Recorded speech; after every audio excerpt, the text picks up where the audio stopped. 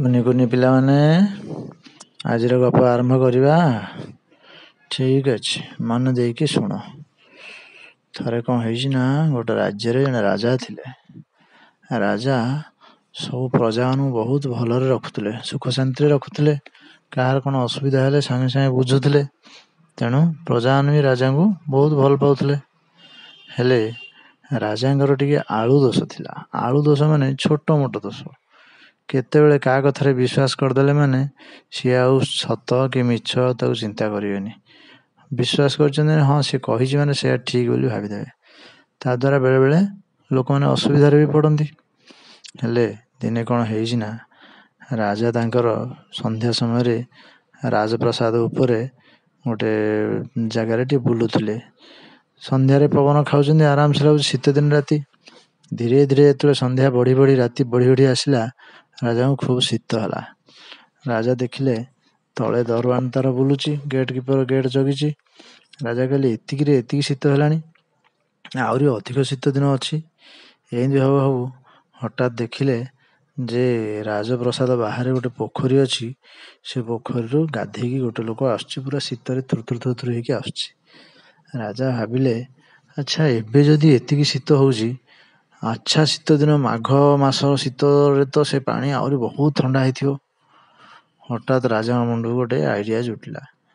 ଠିକ୍ ଅଛି, କିଛି କାହାକୁ କହିଲେନି, ଆସିଲେ ଚୁପଚାପ। ତା ପରଦିନ କ'ଣ କଲେ ନା, ରାଜ ଦରବାରରେ ସିଏ ଡିକ୍ଲାର କରିଦେଲେ। କ'ଣ ନା, ରାଜ୍ୟ ସାରା ଘୋଷଣା କରିଦିଅ, ଯିଏ ଆସିକି ସେ ପୋଖରୀରେ ରାତି ସାରା ପାଣିରେ ବୁଡ଼ିକି ରହିବ, ମୁଣ୍ଡ ଉପରକୁ କରିବ, ନହେଲେ ନିଶ୍ୱାସ କେମିତି ନେବ, ବେକ ଯାଏଁ ବୁଡ଼ିକି ଯିଏ ରହିବ ରାତି ସାରା, ସକାଳ ହେଲେ ରାଜା ତାକୁ 100 ସ୍ୱର୍ଣ୍ଣ ମୁଦ୍ରା ପୁରସ୍କାର ଦେବେ। ମନ୍ତ୍ରୀ ଆଶ୍ଚର୍ଯ୍ୟ, ସେନାପତି ଆଶ୍ଚର୍ଯ୍ୟ, ଏମିତିଆ ଗୋଟେ ଉଦ୍ଭଟ କଥା କାହିଁକି ରାଜାଙ୍କ ମୁଣ୍ଡକୁ ବସିଲା? ହେଲେ ରାଜାଙ୍କୁ ବା କିଏ କ'ଣ କିଛି କହିପାରିବ କି? ରାଜା ହୁକୁମ ଦେଲେ ମାନେ ରାଜ୍ୟ ସାରା ଡେଙ୍ଗୁରା ବଜା ହେଲା, ସମସ୍ତେ ପ୍ରଚାର କରାହେଇଗଲା।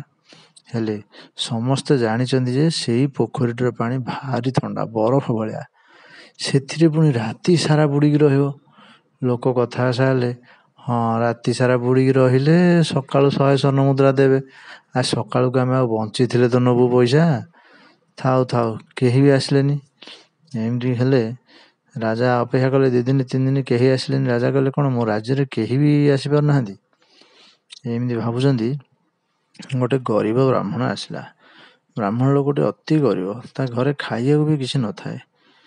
ଇଆଡ଼େ ଦେଖିବାକୁ ବି ଅତିଶୟ ପତଳା ରୁଗ୍ଣ। ସିଏ କ'ଣ କରିଛି ନା, ସିଏ ଭାବିଲା ମୁଁ ଯଦି ରହିବି ବୁଡ଼ିକି, ମୁଁ ପଛେ ମଲେ ମରିଯିବି, 100 ସ୍ୱର୍ଣ୍ଣ ମୁଦ୍ରା ଦେଲେ ମୋ ପରିବାର ବହୁତ ଦିନ ବଞ୍ଚିଯିବେ। ଏହା ଭାବିକି ସିଏ ଆସିଛି। ରାଜାଙ୍କୁ ଆସିକି କହିଲା, ମହାରାଜ ମୁଁ ଆପଣଙ୍କ ସର୍ତ୍ତ ଅନୁସାରେ ରାତି ସାରା ବୁଡ଼ିକି ରହିବାକୁ ପ୍ରସ୍ତୁତ ହେଇକି ଆସିଛି, କିଛି ଅସୁବିଧା ନାହିଁ, ମୁଁ ରହିବି। ରାଜା ଦେଖିଲେ ଧୋକଡ଼ା ବୁଢ଼ାଟେ, ଇଏ କ'ଣ ରାତି ସାରା ରହିବ? ହଉ କହିଛନ୍ତି ତ ଆଉ କ'ଣ କରିବେ, କହିକି ଠିକ୍ ଅଛି। ତାକୁ କହିଲେ, ଯା ତୁ ଆଜି ସନ୍ଧ୍ୟାରେ ତୋର ବୁଡ଼ିକି ରହିବୁ। ଗୋଟେ ଦରୱାନକୁ ଜଗାଇ ଦେଲେ ପୋଖରୀ ହୁଡ଼ାରେ, କହିଲେ ତୁ ଆକୁ ରାତି ସାରା ଜଗିକି ରହିବୁ, ଇଏ ଯେମିତି ବାହାରକୁ ନଯାଏ। ଯଦି ଟିକିଏ ସମୟ ବାହାରକୁ ପଳାଇଲା କହିଲେ ତୁ ମୋତେ ସକାଳୁ ଖବର ଦେବୁ। ବାସ୍, ସେ ତାର ଗଲା, ପାଣି ଭିତରକୁ ଗଲା। ସନ୍ଧ୍ୟା ହେଲା ମାତ୍ରେ ଦରୱାନ ତାର ଜଗିଲା, ରାଜା ତାର ନିଜ କାମ ସାରିକି ଯିଏ ଯାର ପଳେଇଲେ ଶୋଇବାକୁ। ସେ ଲୋକଟି ରାତି ସାରା ପାଣିରେ ଶୀତ କାକରରେ ଥୁଡ଼ୁକି ଥୁଡ଼ୁକି ଭଗବାନଙ୍କୁ ଡାକି ଡାକି ଡାକି ରାତି ସାରା ଅଛି। ହେଲେ ସେ ଯେଉଁ ଦରୱାନ ଯିଏ ଜଗିଥିଲା ବନ୍ଧ ହୁଡ଼ାରେ, ସିଏ ବସିଲା ଅପେକ୍ଷା କଲା, ଦେଖିଲା କେତେବେଳେ ଟିକେ ଢୁଙ୍କୁରେଇଲା, ଶୋଇଲା, ପୁଣି ଅପେକ୍ଷା କଲା, ଏମିତି ହେଇ ରହିଲା। ହେଇ ଯେତେବେଳେ ଭୋର 4ଟା ବେଳେ ହେଇଗଲା, ଆସ୍ତେ ଆସ୍ତେ ଲୋକମାନେ ଉଠିଲେ, କୋଳାହଳ ଆରମ୍ଭ ହେଲା। ଦରୱାନ ତାର ଉଠିକି ଠିଆ ହେଲା, ଦେଖିଲା ଯେ ବୁଢ଼ା ସେମିତି ପାଣି ଭିତରେ ଅଛି। ଏମିତି ହେଇ ରାତି ପାଇଗଲା, ସକାଳ ହେଇଗଲା। ତାକୁ ନେଇକି ଗଲା ସେ ଦରୱାନ, ଯାଇକି ପୋଛାପୋଛି କରି ତା ଡ୍ରେସ୍ ତାକୁ ଦେଲା ପିନ୍ଧିବାକୁ, ନେଇକି ଦରବାରକୁ ନେଲା। ଦରବାରରେ ସମସ୍ତେ ବସିଛନ୍ତି। ରାଜା କହିଲେ, କ'ଣ ତମେ ରାତି ସାରା ବୁଡ଼ିକି ଥିଲ? ଦରୱାନ କହିଲା, ହଁ ମହାଶୟ, ମୁଁ ନିଜେ ଦେଖିଛି, ମୁଁ ରାତି ସାରା ଅପେକ୍ଷା କରିଥିଲି ବାହାରେ, ସେ ବୁଡ଼ିକି ଅଛି। କହିଲେ ରାଜାଙ୍କର ମନ୍ତ୍ରୀଟା ଟିକେ ଧୂର୍ତ୍ତ ଥିଲା। ସିଏ କ'ଣ କଲା, ସେ ଯେଉଁ ବ୍ରାହ୍ମଣକୁ ଡାକିକି କହିଲା, ରାଜା ଯେଉଁ 100 ସ୍ୱର୍ଣ୍ଣ ମୁଦ୍ରା ଦେବେ, ସେଇଥିରୁ ମୋତେ ତୁ 20 ସ୍ୱର୍ଣ୍ଣ ମୁଦ୍ରା ଦେବୁ, ନହେଲେ ମୁଁ ତୋର ପୁରସ୍କାର କରେଇଦେବିନି। କିନ୍ତୁ ବ୍ରାହ୍ମଣ ତ ବଡ଼ କଷ୍ଟରେ ଥିଲା। ସେ କହିଲା, ମୁଁ କାହିଁ ତମକୁ ଦେବି, ରାଜା ତ ମୋତେ ଦେବେ, ମୁଁ କାହିଁ ତମକୁ ଦେବି। କହିଲେ ଇଏ କ'ଣ କଲା ନା, ମନା କରିଦେଲେ।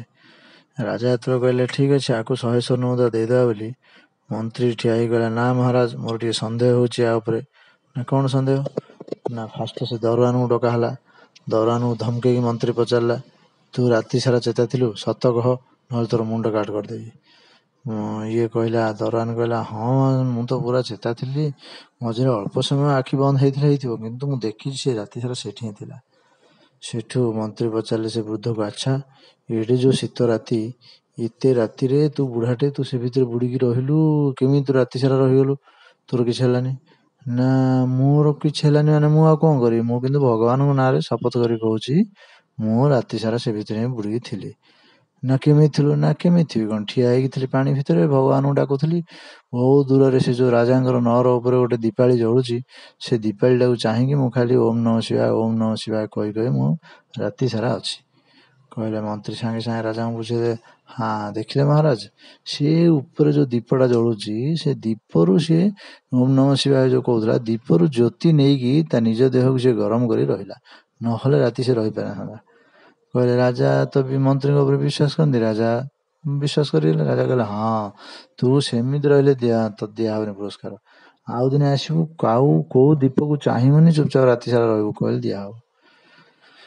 ବ୍ରାହ୍ମଣ ବିଚରା ମନ ଦୁଃଖରେ ବାହାରିକି ଗଲା। କହିଲା ନାଇଁ ମୁଁ ଆଉ ତମର ଏଠି ରହିବା ଦରକାର ନାହିଁ, ରାତି ସାରା ରହିଲି ହେଲେ ମିଳିଲାନି, ଆଉ ରାତିରେ ରହିବି, ମୁଁ ମରିଯିବି ସିନା ତମେ ମତେ ଦବନି, କାରଣ ଏ ମନ୍ତ୍ରୀ ତ ସବୁ ପ୍ଲାନ୍ କରୁଛି ଆଉ, କହିକି ପଳେଇଲା।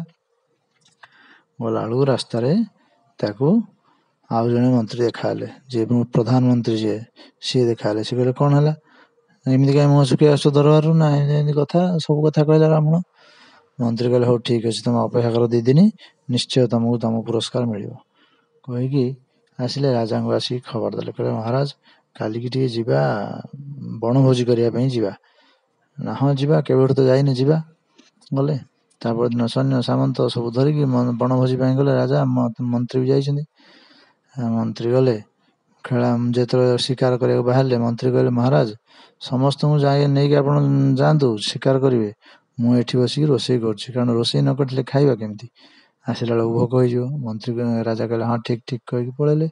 ସମସ୍ତଙ୍କୁ ନେଇକି ପଳେଇଲେ ଶିକାର କରିବାକୁ। ମନ୍ତ୍ରୀ ତଳେ ବସିଛନ୍ତି। ରାଜା ବୁଲି ବୁଲି ଜଙ୍ଗଲରେ ଶିକାର କରି କରି ଦିନ 1 2ଟା ହେଲା ବେଳକୁ ଆସିକି ପହଞ୍ଚିଲେ। ମନ୍ତ୍ରୀ କହିଲେ ମନ୍ତ୍ରୀ ହେଇଗଲାଣି ରୋଷେଇ? ନାଇଁ ଆଉ ଅଳ୍ପ ଟିକେ ସମୟ ହବ। ରାଜା ଟିକେ ରେଷ୍ଟ ନେଲେ। କହିଲେ ହଉ ଠିକ୍ ଅଛି, ରୋଷେଇ ହେଲେ ମତେ ଡାକିବ।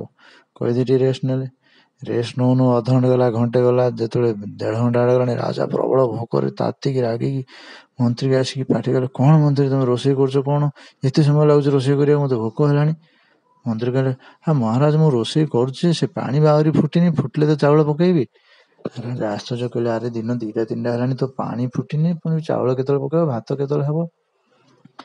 ରାଜା ରାଗିକି ଆସିଲେ ଦେଖିବାକୁ। କହିଲେ କ'ଣ ପାଣି କ'ଣ ଫୁଟିନି ଯେତେବେଳେ ଯାଏଁ ବୋଲି? ଦେଖିଲା ବେଳକୁ କ'ଣ ହେଇଛି ନା, ମନ୍ତ୍ରୀ ତଳେ ଇଟା ଫିଟା ଥୋଇକି କାଠ ଫାଟ ଲଗେଇକି ଗୋଟେ ନିଆଁ ଲଗେଇ ଦେଇଛନ୍ତି। ତାଠୁ କାଫି ଉଚ୍ଚରେ ଗଛଟେ ଅଛି, ସେ ଗଛ ଡାଳରେ ହାଣ୍ଡିଟାକୁ ବାନ୍ଧିକି ଝୁଲେଇଛନ୍ତି। ମାନେ ନିଆଁ ସହିତ ହାଣ୍ଡି ପାଖାପାଖି ବହୁତ ଦୂରରେ ଅଛି। ମନ୍ତ୍ରୀଙ୍କ ଏ କଥା ଦେଖି, ମାନେ ଧୂଆଁ ବି ସେଠିକି ବାଜୁନି ଠିକରେ, ସେ କେମିତି ପାଣି ଫୁଟିବ? ରାଜା ଆଶ୍ଚର୍ଯ୍ୟ। ରାଜା କହିଲେ ହଇବ ମନ୍ତ୍ରୀ ତମେ କିଡ଼େ ମୂର୍ଖ କିଅ, ଏତେ 10 ଫୁଟ କି 20 ଫୁଟ ଦୂରରେ ମନ୍ତ୍ରୀ ଯୋଉ ହାଣ୍ଡିଟାକୁ ବାନ୍ଧିଛ ଯେ, ଏଠୁ ଗରମ ସେଠିକି ପାଇବ କେମିତି, ଯେ ସେ ପାଣି ଫୁଟିବ କେମିତି, ଆମେ ଖାଇବା କେମିତି? ମନ୍ତ୍ରୀ କହିଲେ ହଁ ମହାରାଜ ହବ।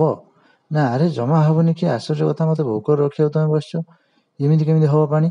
ନା ହଁ ମହାରାଜ, ଯଦି ରାଜ ଦରବାର ଉପରେ ଦୀପ ଥିବ, ପୋଖରୀ ଭିତରେ ବ୍ରାହ୍ମଣ ଥାଇକି ହେଲେ ସେ ହିଟରେ ସିଏ ନେଇକି ରହିଯାଉଛି ରାତି ସାରା ପାଣିରେ, ତାହେଲେ ଇଏ ତ ସବୁ 10 ଫୁଟ ଦୂରରେ ଅଛି, ଇଏ ନିଶ୍ଚୟ ହବ, ଭାତ ହବ, ଆମେ ଖାଇବା ଆଉ। ରାଜା ବୁଝିପାରିଲେ ନିଜର ଭୁଲଟା। ହଠାତ୍ ତାଙ୍କର କ୍ରୋଧ ଶାନ୍ତ ପଡ଼ିଗଲା। ସେ କହିଲେ ଆଚ୍ଛା ମହାମନ୍ତ୍ରୀ, ମତେ ତାହେଲେ ବୁଦ୍ଧି ଶିଖାଇବା ପାଇଁ ଆପଣ ଏ ନାଟକଟି କରିଛନ୍ତି। ଠିକ୍ ଅଛି, ଡାକିବ ସେ ବ୍ରାହ୍ମଣଙ୍କୁ ଡାକିବ, କାଲି ତା ପୁରସ୍କାର ଦେଇଦେବା। ମନ୍ତ୍ରୀ କହିଲେ ହଁ ମହାରାଜ, ଯାହା ହଉ ଆପଣ ଏକଥା ବୁଝିଗଲେ। ଆପଣଙ୍କ ଖାଦ୍ୟ ବି ମୁଁ ଅଲଗା ଜାଗାରେ ରୋଷେଇ କରି ରଖିଦେଇଛି, ଏବେ ଖାଲି ଆପଣଙ୍କୁ ବୁଦ୍ଧି ପାଇଁ ବୋଲି ଏତିକି କରିଥିଲି। ପୁଣି ଅଲଗା ଜାଗାରେ ରୋଷେଇକି ରଖିଥିଲେ, ଆଣିକି ରାଜାଙ୍କୁ ଦେଲେ। ରାଜା ଖାଇ ପିଇକି ତୃପ୍ତ ହେଲେ।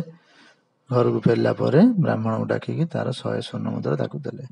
ବ୍ରାହ୍ମଣ ମନ୍ତ୍ରୀଙ୍କୁ ଆଶୀର୍ବାଦ କଲା, ରାଜାଙ୍କୁ ଆଶୀର୍ବାଦ କଲା, ଶାନ୍ତିରେ ଘରକୁ ଗଲା। ହେଇଗଲା ପିଲାମାନେ ଆଜି ପାଇଁ? ଠିକ୍ ଅଛି। ଶୋଇପଡ଼ିବା। ବାଏ।